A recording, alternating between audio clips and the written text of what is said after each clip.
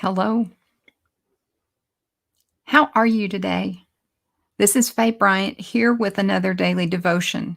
I tried this earlier, but for some reason, my audio didn't come through. All you could see was me flapping my gums and no sound coming out. So this time we're going to see if the sound will come out. Hopefully it is. It did in my test a minute ago. Anyway, let's get started again. I'm Faye Bryant. I'm here with another daily devotion. Today we're looking at Proverbs 16:9. We can make our plans, but the Lord determines our steps. Let's talk.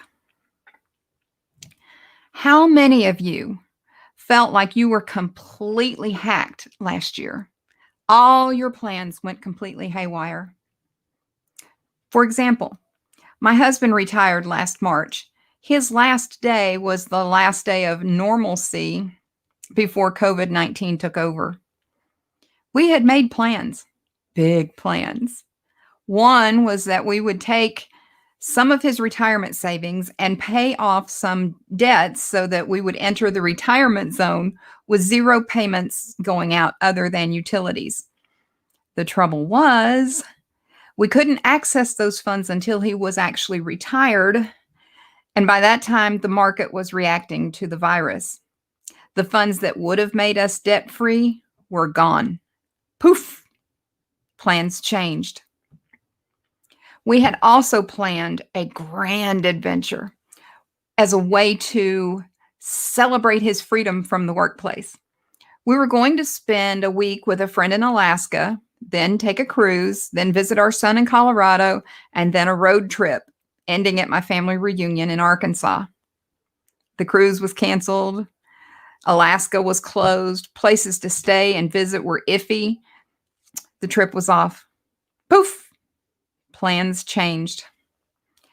I'm not saying that God initiated the pandemic that slowed and even stopped the world. Not saying that at all. I am saying that even though we had planned meticulously how to handle the funds and had the trip detailed out, the Lord ordered our steps. We didn't get to do those things that we had planned, but we did get to experience some amazing things. We have gone places we didn't expect to, visited people we didn't plan to, and done things that we didn't have on a list. See, God's ways are not our ways. His thoughts are higher than our thoughts.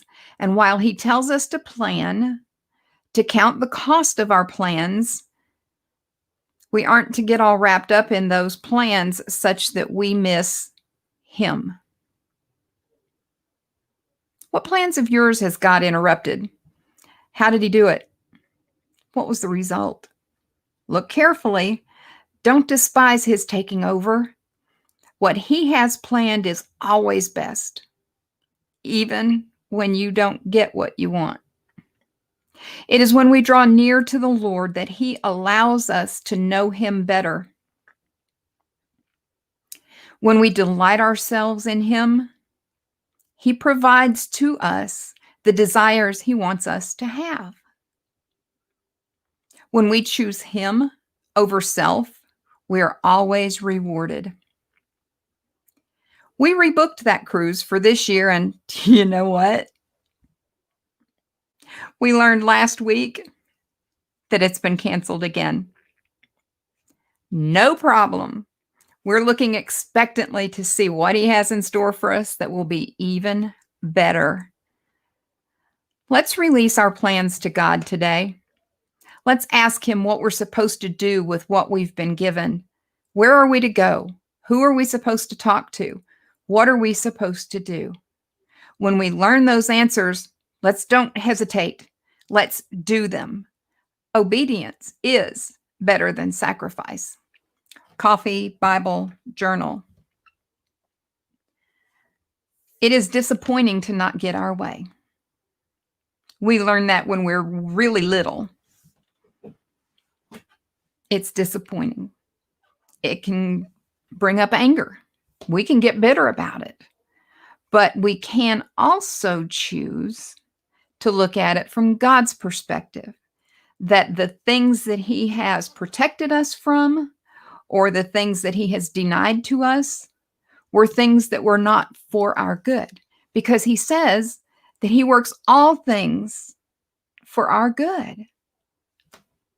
So if He doesn't allow something to work the way we think it ought to, we have to accept that He's working things for our good, even though it doesn't feel like it. It didn't feel like it last year when everything was being canceled, when things were being shut down, when borders were closed. It didn't feel good. It didn't. And I was disappointed. I was highly disappointed. What were we going to do? Well, instead, we took a drive up the Blue Ridge Parkway, and we hiked, and we saw beautiful things, waterfalls and vistas that were amazing. We visited with a few people here and there, but for the most part, it was just us. And it was awesome. It's something we've talked about doing for years and years and just never did it because we prioritized other trips above that. We also got to make a trip to visit people that I hadn't even thought about going to see and doing things that we hadn't even considered doing. And it was amazing. So see, we need to stop and think, yes, we can make all the plans we want. We can have everything laid out just exactly. We're going to know what we're going to be doing for the next 15 years. But when God interrupts and He turns those plans and He changes those plans, we need to be willing to say, yes, Lord. Yeah, I'm okay with it. It's okay to be disappointed. But then it's the right thing to say, yes, Lord.